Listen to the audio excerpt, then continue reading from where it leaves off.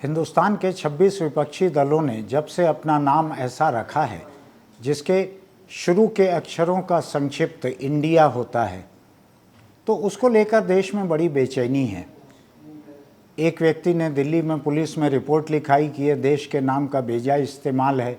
बहुत सारे बयान आने शुरू हो गए, खासकर भाजपा के बड़े बड़े नेताओं के बयान। प्रधानमंत्री ने इस बात को बड़ी गंभीरता से लिया है कि विपक्षी गठबंधन का नाम क्या है। नाम तो उसका लंबा है, लेकिन उसका संक्षिप्त नाम जो है वो इंडिया की तरह बोलचाल में इस्तेमाल होगा, चुनाव में इस्तेमाल होगा। इसे लेकर थोड़ी सी हड़बड़ी दिख रही है, वरना ऐसा होना नहीं चाहिए था कि प्रधानमंत्री सार्वजनिक रूप से एक हफ्ते के भीतर 2 बार इस बात को लेकर विपक्ष पर हमला करते। अभी कुछ दिन पहले उन्होंने ये कहा कि विपक्ष ने अपने गठबंधन का नाम इंडिया रखा है। ईस्ट इंडिया कंपनी में भी इंडिया नाम था। उन्होंने कहा कि इंडियन मुजाहिदीन में भी इंडिया नाम है, या केरल के एक प्रतिबंधित संगठन, इस्लामी संगठन, उसके नाम में भी इंडिया शब्द आता है। तो उन्होंने एकदम ही एक्सट्रीम पर जाकर इंडियन मुजाहिदीन का जिक्र कर दिया, ईस्ट इंडिया कंपनी का जिक्र कर दिया। लोगों को अच्छी तरह से याद होगा कि ईस्ट इंडिया कंपनी के रास्ते जो ब्रिटिश हुकूमत इंडिया पर आई थी, उसका विरोध करने वालों में कांग्रेस के नेता सबसे आगे थे। कांग्रेस पार्टी स्वतंत्रता संग्राम में सबसे आगे थी। ईस्ट इंडिया कंपनी और ब्रिटिश हुकूमत का विरोध करने वाले में ये सबसे आगे थे। और जब प्रधानमंत्री इस बात को कहते हैं तो बहुत से लोगों को ये भी याद आता है कि खुद प्रधानमंत्री जिन संगठनों के करीब हैं, आरएसएस जैसे उन संगठनों का अंग्रेज राज में क्या रुख था, अंग्रेज सरकार के लिए उनका क्या रुख था, आरएसएस के कौन से नेताओं ने उनके बारे में क्या लिखा था, ये लोगों को याद पड़ता है। ऐसे में ईस्ट इंडिया कंपनी का ताना देना, जो कि कांग्रेस की अगुवाई वाले विपक्षी गठबंधन के लिए है, थोड़ा सा अटपटा लगता है। ऐसा लगता है कि प्रधानमंत्री की तपस्या में थोड़ी सी कमी रह गई। उनके इस भाषण की तैयारी में ये याद नहीं रखा गया कि ईस्ट इंडिया कंपनी और उसके बाद की ब्रिटिश हुकूमत का असली विरोध तो कांग्रेस की अगुवाई वाले फ्रीडम मूवमेंट ने किया था। उसमें आरएसएस या आरएसएस के दूसरे वैचारिक संगठन भाजपा और जनसंघ उस समय नहीं थे, लेकिन आरएसएस तो था। तो आरएसएस का रुख अंग्रेज़ों के लिए क्या था, ये इतिहास में अच्छी तरह दर्ज है। और इंडियन मुजाहिदीन नाम का जो एक आतंकी संगठन है, उससे अगर प्रधानमंत्री विपक्ष के इन 26 पार्टियों का रिश्ता जोड़ रहे हैं, तो ये बात भी एक गिलास पानी के साथ भी किसी के गले नहीं उतरेगी। कांग्रेस का या इन विपक्षी दलों का इंडियन मुजाहिदीन से क्या लेना देना रहा? क्या किसी भी शब्द में अगर इंडियन है तो क्या उसको इस इंडिया के साथ जोड़ दिया जाएगा? लेकिन बात यहाँ पे रुकी नहीं, उस बात को लेकर हम नहीं भी बोलते। अभी फिर एक बात हुई, आज सुबह की बात है। आज सुबह प्रधानमंत्री राजस्थान में थे। राजस्थान में एक सार्वजनिक कार्यक्रम में वो बोल रहे थे और उन्होंने फिर विपक्षी गठबंधन के इस संक्षिप्त नाम इंडिया को लेकर एक बड़ा हमला बोला। उन्होंने कहा, महात्मा गांधी का नाम लेकर उन्होंने कहा कि महात्मा गांधी ने जो नारा दिया था, आज देश के उज्जवल भविष्य के लिए उसी की ज़रूरत है। वो नारा था, अंग्रेज़ों इंडिया छोड़ो। जैसे गांधी ने क्विट इंडिया का मंत्र दिया था, वैसे ही आज का मंत्र है, भ्रष्टाचार छोड़ो इंडिया, परिवारवादी क्विट इंडिया, तुष्टीकरण क्विट इंडिया। इस तरह की कई बातें उन्होंने कही। अब ये भी याद रखने की ज़रूरत है कि गांधी ने जब क्विट इंडिया का नारा दिया था, उस वक्त भी आज की भाजपा, इसके पहले की जनसंघ, इनका जो वैचारिक संगठन जो था, मातृ संगठन जिसको कहते हैं, वो जो था, उसका अंग्रेज़ों के प्रति क्या रुख था? मोदी बार बार अंग्रेज़ों को लेकर आ रहे हैं बीच में, बार बार गांधी को लेकर आ रहे हैं बीच में। ये याद रखने की ज़रूरत थी, जब गांधी की हत्या हुई थी तो सरदार पटेल ने जिन संगठनों पर रोक लगाई थी, प्रतिबंध लगाया था, उनमें आरएसएस एक था। सरदार पटेल कौन है? सरदार पटेल वही हैं जिनकी गुजरात में आज दुनिया की सबसे ऊंची प्रतिमा बनी हुई है। उन्हीं सरदार पटेल ने आरएसएस पर प्रतिबंध लगाया था। आरएसएस के बारे में फाइलों पर, गवर्नमेंट ऑफ इंडिया की फाइलों पर गृह मंत्री की हैसियत से बड़ी कड़ी बातें लिखी थी। तो ऐसी तमाम इतिहास की बातों को भूलकर आज अगर प्रधानमंत्री नरेंद्र मोदी गांधी का जिक्र कर रहे हैं, ईस्ट इंडिया कंपनी का जिक्र कर रहे हैं, इंडियन मुजाहिदीन का जिक्र कर रहे हैं, या और इंडिया शब्द से जुड़े हुए कई चीज़ों को लेकर कांग्रेस और विपक्षी दलों को घेरने की कोशिश कर रहे हैं, तो ये बात किसी किनारे पहुंचते दिखती नहीं है। ये किसी के गले उतरेगा नहीं कि क्विट इंडिया मूवमेंट को लेकर मोदी कांग्रेस की लीडरशिप वाले गठबंधन पर हमला करें। कांग्रेस तो उस वक्त अगुवाई में थी क्विट इंडिया मूवमेंट के, अंग्रेजों को बाहर निकालने के लिए। गांधी की लीडरशिप में कांग्रेस के अधिवेशन होते थे। कांग्रेस पूरी तरह से अपने नेताओं के साथ में तन मन धन से लगी हुई थी देश की आज़ादी के लिए। उस वक्त आरएसएस कहीं नहीं था देश की आज़ादी में। कांग्रेस बार बार चुनौती भी देती है बीजेपी और आरएसएस को कि फ्रीडम मूवमेंट में आपके लोग शामिल रहे हों तो उनके नाम थोड़ा बतला दें, हमारा भी ज्ञान कुछ बढ़ जाए, इतिहास से आगे कोई नया इतिहास दर्ज हो जाए। लेकिन शहरों के नाम, सड़कों के नाम, किसी इमारत के नाम बदलना आसान है, रेलवे स्टेशन का नाम बदलना आसान है। फ्रीडम मूवमेंट के जो स्वतंत्रता संग्राम सेनानी थे उनके नाम बदलना इतना आसान नहीं है कि उस नाम को बदला जा सके और उसमें किसी और संगठन के जो सांस्कृतिक संगठन हैं उनके नामों को जोड़ा जा सके, ये मुमकिन नहीं है। तो ऐसे में लगता है कि प्रधानमंत्री नरेंद्र मोदी थोड़ा हमला एक ऐसा कर रहे हैं जिसकी उनकी अपनी बुनियाद बड़ी मजबूत नहीं है। इसको समझने की ज़रूरत है। विपक्षी गठबंधन ने अपना नाम इंडिया रख लिया।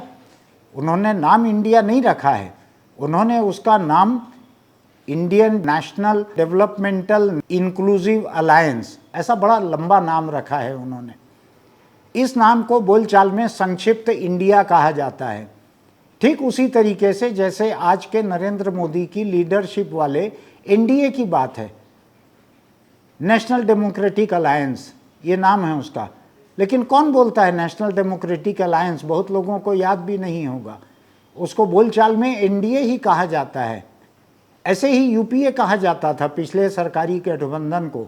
कहीं किसी को आरजेडी कहा जाता है, कहीं किसी को जेडीयू कहा जाता है, खुद आरएसएस को आरएसएस कहा जाता है।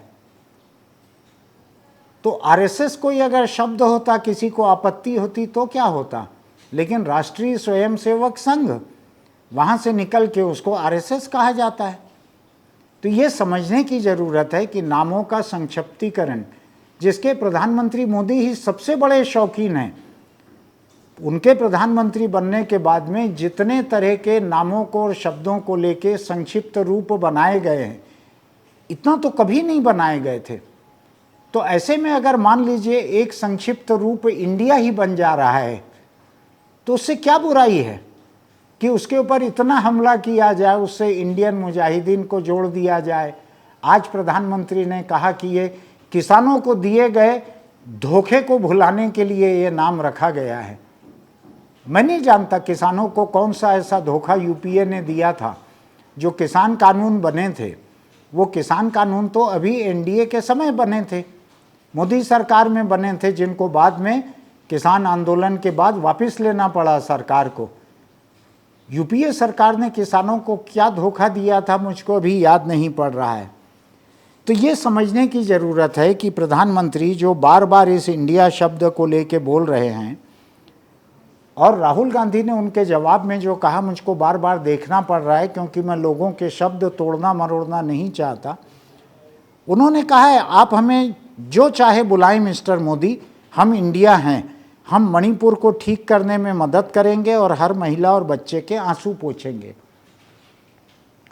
तो अगर इन्होंने इंडिया एक ऐसा नाम रखा है जिसमें इंक्लूसिव सबको शामिल करने की बात रखी है इस गठबंधन में, जिसमें मणिपुर जाकर आए हैं राहुल गांधी,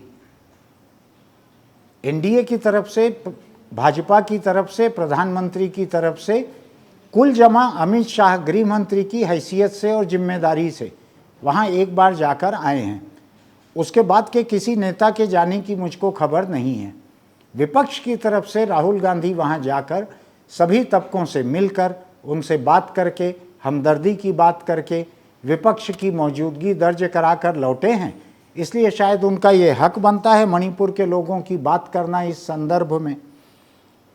अब सवाल ये उठता है कि प्रधानमंत्री Narendra Modi east India company के नाम की अगर याद दिलाते हैं इंडिया शब्द को लेकर, तो इंडिया शब्द जो है ये तो खुद प्रधानमंत्री की शुरू की गई अनगिनत योजनाओं के साथ में जुड़ा हुआ शब्द भी है। खेलो India, fitness India, startup India, कितने तरह के कार्यक्रम हैं सरकार के जिनके साथ में इंडिया शब्द जुड़ा हुआ है। ये बात भी अब निरर्थक रह गई है कि इसको भारत कहना चाहिए, ये अंग्रेज़ों की औलाद हैं, ये इसको इंडिया कह रही हैं। खुद बीजेपी और केंद्र सरकार की अनगिनत योजनाओं और अभियानों के नाम में इंडिया है, अंग्रेज़ी शब्द इंडिया है उसमें। तो ये अंग्रेज़ी हिंदू वाला फितूर जो है ये नाजायज़ है। अब सवाल ये उठता है कि एक हफ्ते के भीतर प्रधानमंत्री का दो बार विपक्षी गठबंधन के नाम को लेकर इतना तेज हमला, इतना तीखा, इतना ओछा हमला, ये क्या बताता है? क्या ऐसा है कि ऐसे गठबंधन को लेकर, ऐसे नाम को लेकर कि 26 पार्टियों के बीच कोई मतभेद अभी तक सामने नहीं आया है इस नाम को लेकर? क्या इसको लेकर सत्तारूढ़ गठबंधन कुछ हड़बड़ा गया है? क्या एनडीए को कुछ फिक्र हो रही है इस बात को लेकर? ये सोचने की बात है। आज राजस्थान के सार्वजनिक कार्यक्रम में इधर संसद चल रही है, टीवी पर संसद आ रही है। संसद में लोग मांग कर रहे हैं कि प्रधानमंत्री यहाँ आएँ और मणिपुर के बारे में बोलें। ये बात चल रही है, मांग चल रही है वहाँ पर। इस तरह के कार्टून देश में बन रहे हैं कि प्रधानमंत्री को संसद में बुलाने के लिए एक धरना देने की ज़रूरत है, ऐसी बातें चल रही है। इसमें प्रधानमंत्री राजस्थान जा रहे हैं, जाते हैं, नेता संसद के बीच भी जाते हैं बाहर, लेकिन वहाँ जाकर वो इंडिया नाम को लेकर विपक्षी गठबंधन पे जितना तीखा हमला कर रहे हैं, इतने तीखे हमले की ज़रूरत अगर उनको लग रही है तो उनके बयान से ये भी लग रहा है कि कहीं ना कहीं इस नाम को लेकर एक कमज़ोर नब्ज कोई दबी है भाजपा की और एनडीए की, ऐसा भी लग रहा है। ये समझने की ज़रूरत है कि इंडिया नाम जो है ये क्या भाजपा के राष्ट्रवाद को कहीं कमज़ोर कर रहा है? क्या भाजपा के राष्ट्रवाद को टक्कर देते हुए दिख रहा है इंडिया नाम?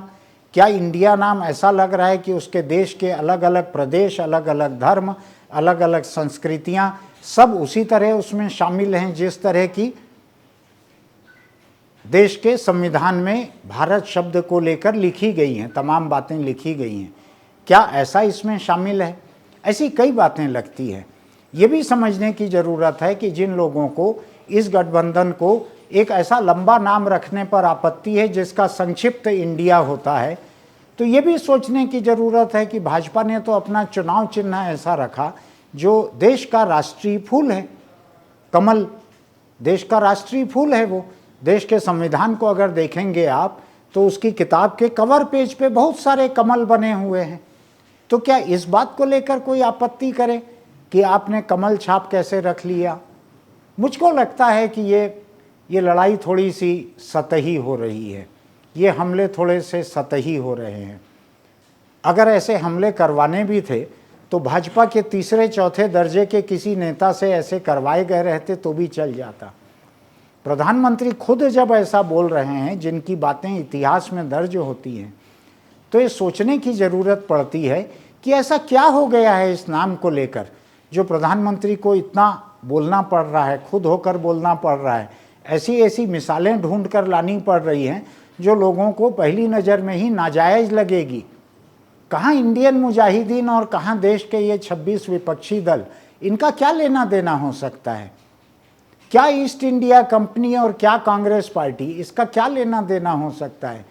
कांग्रेस के नेता थे जिन्होंने ईस्ट इंडिया कंपनी में लाठी गोली खाई थी, जिंदगी गंवाई थी।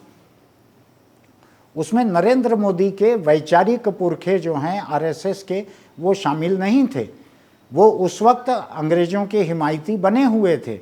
इस बात को अच्छी तरह से समझने की ज़रूरत है। प्रधानमंत्री को ये भी सोचना चाहिए कि क्या उनकी बार बार इस तरह की तुलना कुछ उसी किस्म की नहीं हो रही है, जैसा कि कर्नाटक चुनाव में उन्होंने बजरंग दल की जो बात की थी कांग्रेस ने, उस बजरंग दल को उन्होंने बजरंग बली बना दिया था तुरंत ही, आनन फानन। इधर कांग्रेस ने कहा कि बजरंग दल, पीएफआई ऐसे संगठनों पर प्रतिबंध लगाने के बारे में सोचा जाएगा, इतना ही कहा था। उसको तुरंत ही प्रधानमंत्री ने यह कहना शुरू कर दिया कि बजरंग बली पर प्रतिबंध लगाने की बात कही है कांग्रेस पार्टी ने अपने घोषणा पत्र में। बात बैकफायर कर गई। लोग इतने मूर्ख भी नहीं थे कर्नाटक के कि कांग्रेस के घोषणा पत्र के छपे हुए हिस्सों को देखने के बाद प्रधानमंत्री के भाषण में उसको तोड़ मरोड़ कर पेश करना, उसको गले उतार लेते। नहीं उतरा था, कन्नड़ लोगों के गले नहीं उतरा था ये, और बैकफायर कर गया वहाँ पे। तो ये सोचना चाहिए कि हर बार शब्दों का खेल, हर बार शब्दों की माया, ये आपको किसी किनारे पहुँचा दे ऐसा जरूरी नहीं होता है। कर्नाटक इसका गवाह है कि वहाँ आप बजरंग दल को बजरंग बली बनाकर नहीं खपा पाए। हम उम्मीद करते हैं कि प्रधानमंत्री जो अगला हमला करेंगे विपक्षी गठबंधन के इस इंडिया शब्द के ऊपर, वो हमला थोड़ा अधिक तर्कसंगत होगा। भारत के प्रधानमंत्री की कही हर बात इतिहास में दर्ज होती है, और वो इस तरह से दर्ज नहीं होनी चाहिए कि वो बड़ी उथली और छिछली बात थी। हम इतनी उम्मीद ज़रूर करते हैं। हम फिर किसी खबर को लेकर मिलेंगे। आपको हमारी रिपोर्ट अच्छी लगती है तो सब्सक्रिप्शन, नोटिफिकेशन की बटन दबाइएगा, और आप अगर दोपहिया चलाते हैं तो हेलमेट ज़रूर लगाइए, कार चलाते हैं तो सीट बेल्ट ज़रूर लगाइए। हम चाहते हैं कि आप बरस दर बरस हमारे साथ बने रहें।